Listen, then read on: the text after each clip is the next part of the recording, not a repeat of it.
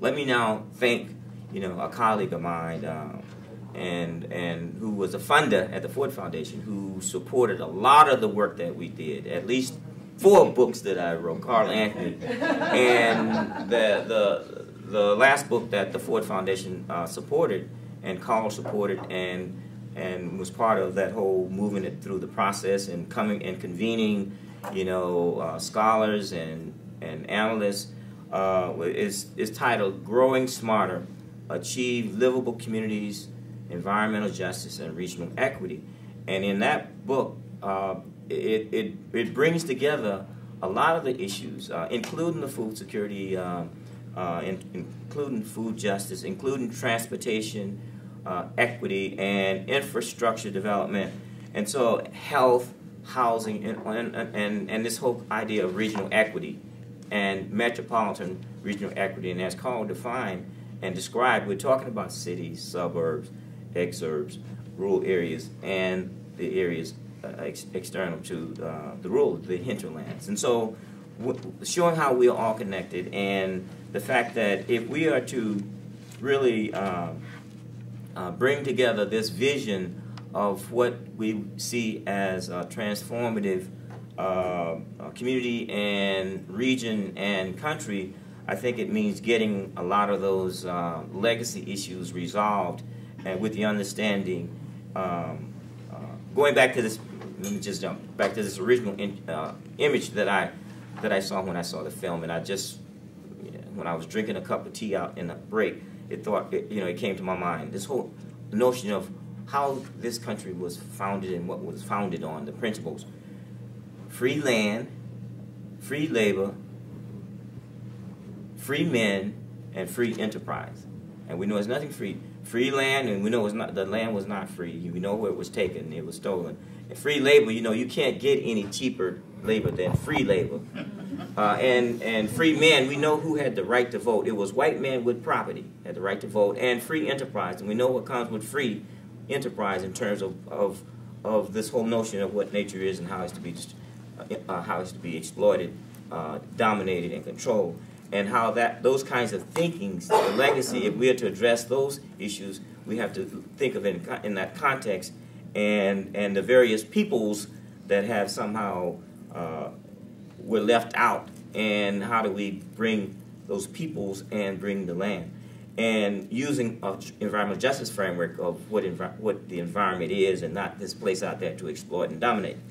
So I had 30 minutes yesterday to present most of this, so I'm just going to hit some of the things that I think are very important as we talk about how we address the issues in terms of the built environment, and how we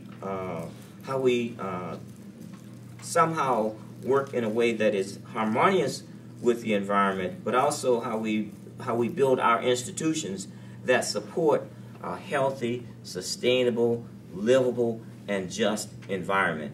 And we know that the question of fairness, and when we ask the question, will the government be fair in addressing all those legacy issues, or will it be fair in addressing those issues that are emerging and are threatening humankind and the world as we know it? And one of those big threats right now is global climate change.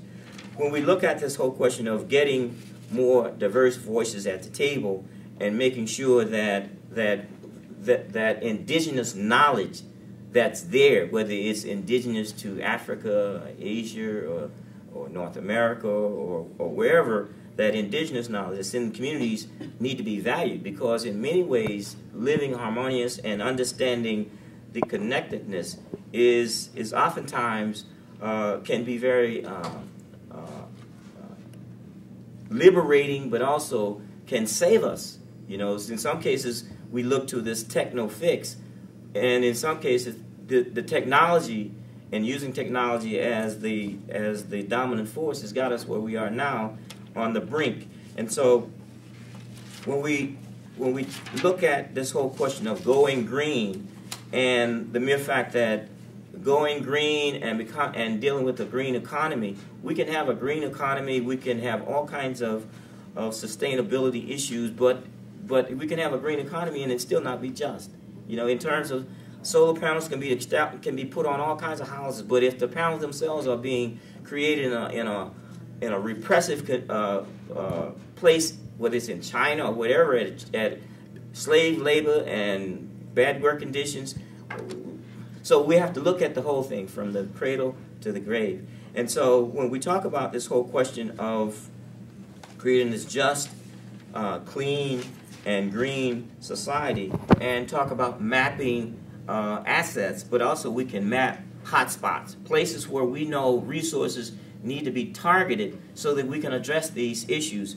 And again, going back to the example of climate change and global warming, and looking at those communities that contribute the least but will be impacted first and the worst. And when we start mapping those, you know, places, whether it's in the Arctic Circle or whether it's in low-lying areas or whether it's, you know, along the coast, or whether it's in cities where we have those heat islands and we have those heat waves, and we know who's most likely to perish, those vulnerable populations. So the question of how do we put in place policies that save lives, and when we clean up the air and we make cities and metropolitan regions more sustainable, we know that it saves lives.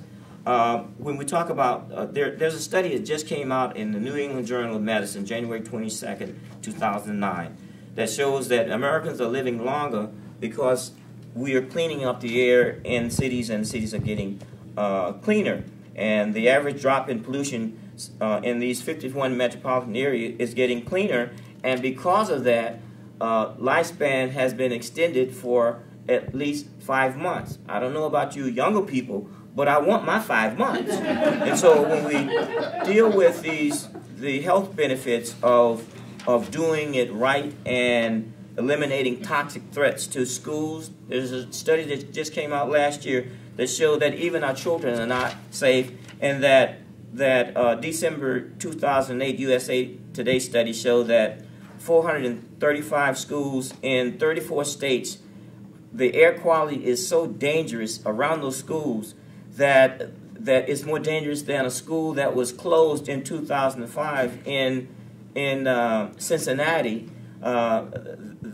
That these schools probably should be closed. Of the 127,000 public schools in the country, only 3% have monitors within a 2-mile radius to monitor the air. Now we're talking about the most vulnerable population in our country, and children. And I think there's a saying that a nation is judged by the way that it treats its children. And so when we reduce the toxic overload at fence line communities, there's a great poem by Robert Frost, and in that poem it says, "Good fences make good neighbors."